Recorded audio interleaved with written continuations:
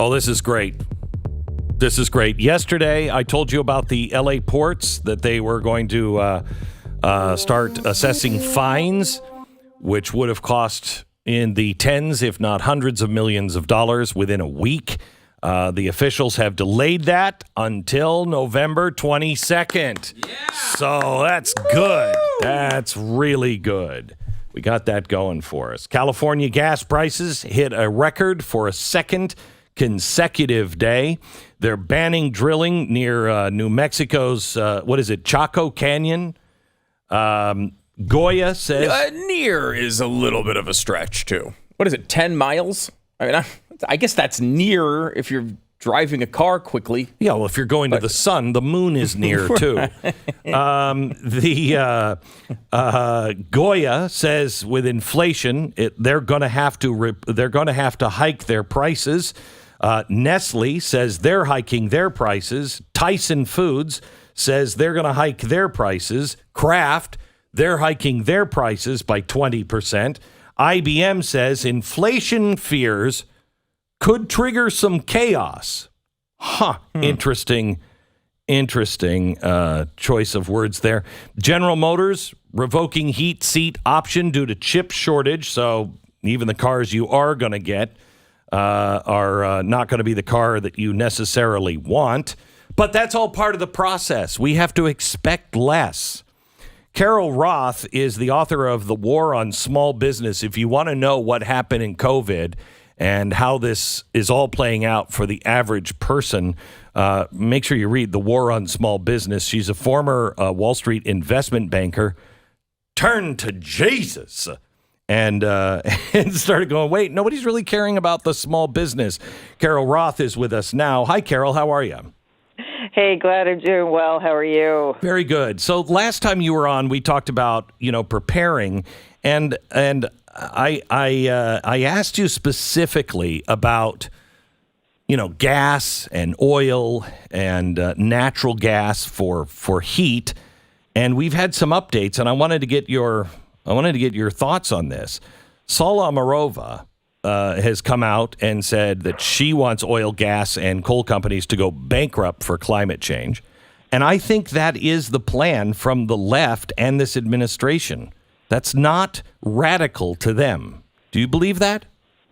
The fact that somebody like Ms. Omarova could be considered to be that near to our money supply and decision making is absolutely indicative of the fact that we should all be very concerned. Saying things aloud. I mean, this used to be the quiet part. Now they're just saying it out loud, saying things like we should bankrupt oil and gas, and particularly the small guys, in pursuit of climate change and climate justice, saying things like we should be getting rid of private banks so we could all deposit our money with the Federal Reserve. I mean, this is a woman who was trained at the University of Moscow, and her thesis that was about Karl Marx and capital, the sole copy has magically disappeared from the internet. So if that gives you any sense of the kinds of thought process that's going on. But yeah, I mean, it's interesting. I'm not sure how much of this is sort of an evil plan versus central planning stupidity, but it really doesn't matter, does it? Because the outcome is always going to be the same, whether it's intentional or just because they think they know better. We're the ones that pay the economic damage, and it's not only in proactive, additional dollars that need to be spent to convert to things that we may not want or need, but it's lost productivity, and it's the taking away of choice and the impact on our individual lives that happen when a handful of people think they know better than the free market in terms of what we're doing. And certainly we're seeing that in the energy arena, from everything from the administration to what they've done more broadly with this quote-unquote ESG investing. We have John Kerry saying every coal plant in America will be closed down by 2030. I think that's an impossible standard to keep, and would end in massive blackouts and brownouts. Am I right on that or not? Did you look into this? I did look into this. It's interesting. Usually when I go out and talk to experts in areas, that are not, 100% core to my expertise, and I say, I like to give you credit on air if I talk about this. Usually you get okay, here's how you credit me. Everyone's like, no, I don't want to talk about this, but let me tell you what happened. Just don't use my name. And wow. This is across the country. So this isn't just a California issue, which obviously is leading the nation, but even experts out of Texas, people who are monitoring the electric grid, are incredibly concerned about brownouts or blackouts. And wait. In the future or now? Now. Now. Already. So forget about 2030, but now, because we're not making the level of investments to keep what we do have up in this push for transition, we want to have maintenance of what we already have, and that's becoming more and more difficult. And obviously, we're seeing it just countrywide in terms of our energy dependence. So I have been told reliably, again, even in Texas, that you want to have a backup source of power, and I have been told almost everybody said either a propane, diesel, or combo generator is something that you're going to want to have because, in a state, for example, like Texas, the quote was, once the state loses power, it will take a minimum of 2 weeks to restore plants back to operations and customers able to use grid power again. Oh my so gosh. This isn't something that, we've got 9 years or whatever to be thinking about. We should be planning and preparing now. So you have this. It's worse in California because you can't buy the generators, right? You can't use diesel generators or gas-powered generators. I think that depending on which city you are located in and, like where you are within the state, I think you still can get in certain places like a propane-based generator, but they are starting, whether it's the limitation of natural gas in new construction, taking gas out of commercial kitchens. Wait. Taking natural gas out of kitchens? Commercial kitchens. Oakland's already put this in effect. A number of cities are doing this. The California Restaurant Association filed a suit on behalf of restaurants, and it was dismissed. So if you want to have, your natural gas cooked, wok food or burgers or whatnot, you can't do that anymore in certain cities. And so they are completely taking away, even just the ability to cook certain types of foods because they want to make sure that you only have an electric hookup. And, I'm not a chef, Glenn. I know this is going to surprise you. I'm not the most domestic gal out there. But even I know that there's, certain things that you're not going to be wanting to cook on an electric stove. That's unbelievable. Okay, so diesel, propane, or combo generator as a backup. We should all be looking at that. The solar is unreasonable, completely unreasonable. I have solar at my house, and I'm completely off the grid, and that has cost me a fortune. No average person can go there, and that's with a diesel backup and a natural gas backup.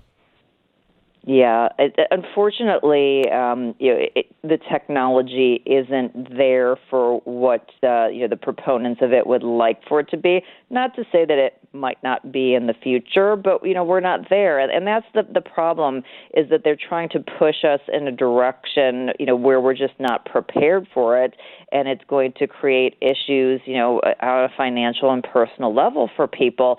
And who's going to end up suffering the most? Of course, it's going to be the middle class. Yeah. I'm sure that the folks who are the most poor will get some sort of benefit from the government, and if you're super wealthy, they'll figure out some workaround for you. But this is once again something that the middle class is going to end up bearing the cost of. And by the way, the costs that they're estimating are out of this world. And those are just the dollars that we're putting out, not economic damage or personal damage. I've seen anywhere from 5 to 10 trillion on the low side, which we know that that's never going to be the case, to north of 90 trillion in some of these estimates. And we know the financial engineering that they always do, that, we're just going to look at it at a certain period of time. So, if you look at it over a long period of time, it's a ton of money. This is a ton of money towards something that a lot of people don't want. And if they really cared about the environment, we'd be looking at things like carbon recapture technology and nuclear energy and all these things that we know America can lead on, instead of forcing an agenda that all of these folks are probably invested in, and that's probably why they're pushing it. That's exactly right. It's a source for them to be making money at the expense of, by the way, the red states, which are heavily invested in fossil fuels. No coincidence there. Carol, what are we looking at for inflation, do you think? I mean, how long before it is so bad that everyone is screaming in pain? Well, so the challenge and sort of the, I hate to use the smart thing, let's say the evil thing that they've done is that it's going to affect different people differently, and I think that's part of why they've been trying to sell that it's not happening. We heard it's not going to happen. It's going to run a little bit hot. It's quote unquote transitory, which anyone who's been listening to me knows I've been saying this whole time. Of course, it's not. And now they're trying to sell you that it's a good thing. Oh, you're gonna be able to buy a $4,000 suit. Good for you. Right. Yeah. And you're gonna spend less now because you won't be able to afford things, and so we'll stop being this consumer nation. Yeah. That was we'll live like insane. Europe. That's just exactly what we all wanted to do. Right. It's unfortunate. So the issue here is that because of all of the money printing that's happened and all the stimulus that has increased inflation, it has increased asset values. So if you own a house or a bunch of houses, if you have a huge stock portfolio, if you've had access to capital, to debt capital to go out and buy these big assets, those assets are going to probably continue to inflate in price because there's all of these dollars out there and they need to go somewhere. But if you are in the middle class again, or if you're poorer and you need to go out and buy the things that your family needs to live, the food to put on your table and the gas to get to work, this is, it's already really painful. And unfortunately, the elites in the media who are supposed to be pointing this out and acting as a check and balance are now laughing at the average American and saying, oh, well, why do you need to drink that much milk? Or, maybe you should cut back on your expenditures, instead of holding the people who are creating these policies to task. And then, oh, by the way, they just signed a $1.2 trillion bill yesterday and are trying to spend trillions more, and then selling us on, that's going to bring down inflation. Like, I don't know. That didn't show up in any of my economics classes at work. But it's a really bad situation, and because it's kind of like what happened in COVID, right? When they shut down small businesses, but they kept the big businesses open, even though the average people were screaming because those who were connected were benefiting, nothing happened. And I see the same kind of split and great consolidation of power and wealth, as I've been calling it. And some of this, even if you fix some of the supply chain, things like the wage increases, those aren't going to slow down. You can't pay somebody $20 an hour today to start, and then 3 months from now think you're going to be paying entry-level people $7. It's just not going to happen. CarolRoth.com. CarolRoth.com. Her latest book is The War on Small Business. CarolRoth.com. Thanks, Carol. Talk to you again.